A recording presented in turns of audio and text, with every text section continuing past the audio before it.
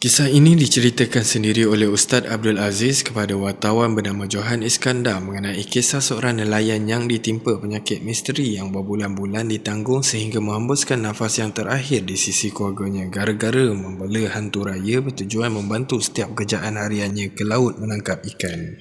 Nelayan yang diceritakan itu bernama Pak Sahak. Pak Sahak menghembuskan nafasnya yang terakhir setelah mengalami sakit misteri selama berbulan-bulan dan suasana pedih menyelubungi keluarga arwah. Keperitan yang ditanggung oleh Pak Sahak semasa nazak memberi keinsafan kepada isterinya, Mak Munah dan 3 anak bujang lelakinya, Halim, Khairul dan Syamil. Pak Sahak cukup gagah dan masih tegap seperti orang muda walaupun usianya yang sudah mencapai 80-an. Begitulah menurut penduduk kampung arwah. Pak Sahak tidak pernah mengeluh biarpun penat melakukan kerja-kerja hariannya ke laut menangkap ikan. Jika dilihat dari segi kerja Pak Sahak, orang muda pun tidak akan mampu melakukan sepertinya.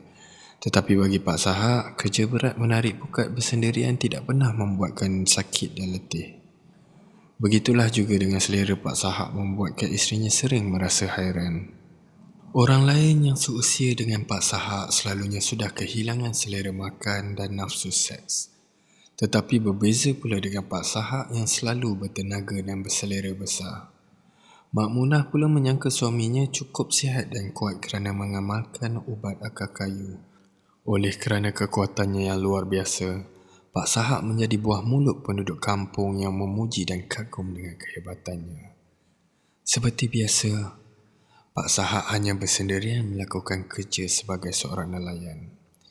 Dia sangat kuat bekerja di laut. Subuh-subuh lagi dia sudah keluar ke laut dan sekitar jam 8 pagi dia sudah pulang membawa banyak hasil laut yang cukup berbaloi untuk keluarganya.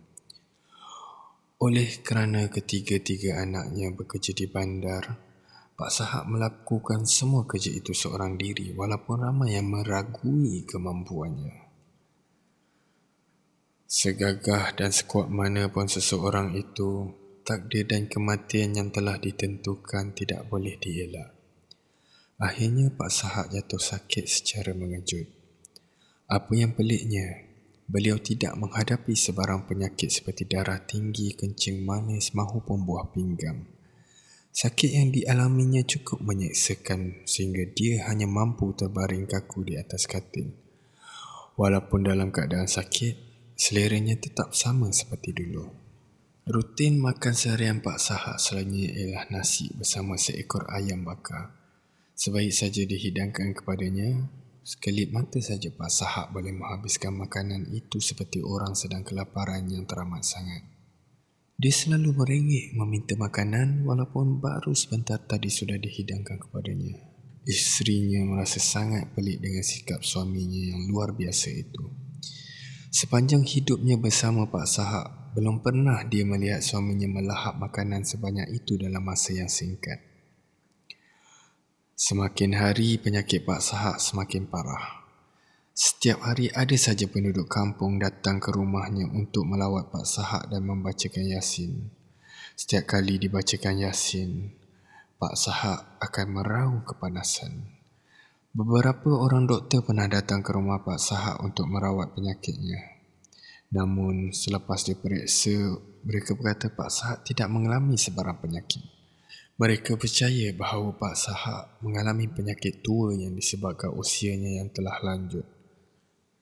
Semakin hari muka Pak Sahak semakin pucat dan kelihatan kehitam-hitaman seperti terbakar, cukup menggerunkan.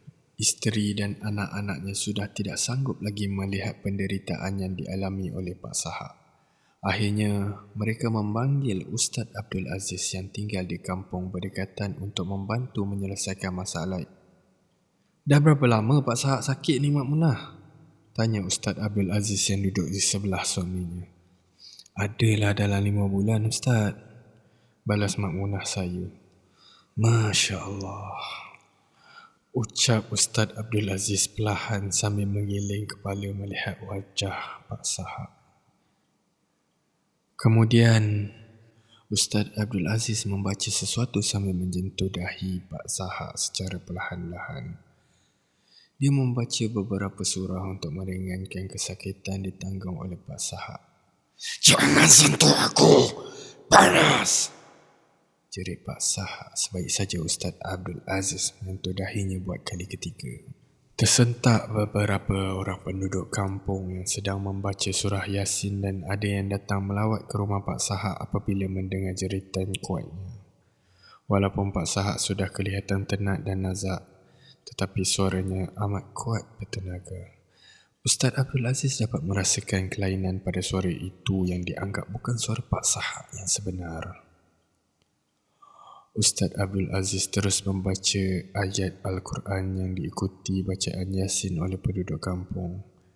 Keadaan Pak Sahak semakin gelisah. Dia cuba meronta ke kiri dan ke kanan seperti kesakitan. Selama hampir sejam Pak Sahak meronta dan meraung kepanasan. Beberapa kali Pak Sahak meminta air untuk diminum kerana terasa badannya terlalu panas.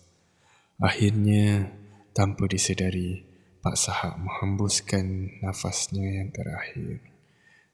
Namun, terdapat perkara aneh yang terjadi.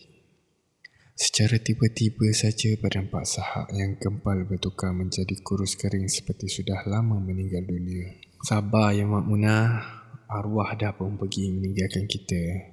Pergilah panggil orang untuk uruskan jenazah. Jenazah kena kebumikan dengan segera ni, kata Ustaz Abdul Aziz dengan tenang. Sementara menunggu tukang mandi jenazah tiba, mereka membiarkan jenazah Pak Sahak di ruang tamu rumah itu.